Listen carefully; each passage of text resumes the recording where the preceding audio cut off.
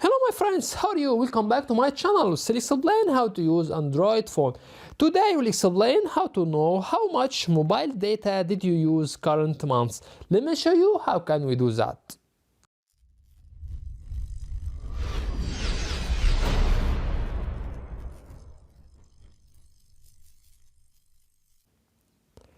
At first tap on settings.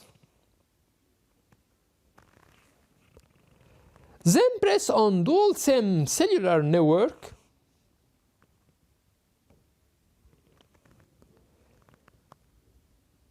You can find here data used this month 4.36 gigabytes. Here we reach to the end of the video. In this video we explain how to know how much mobile data did you use current month. That's it. If you find that our content is helpful, you can support us by tap on subscribe.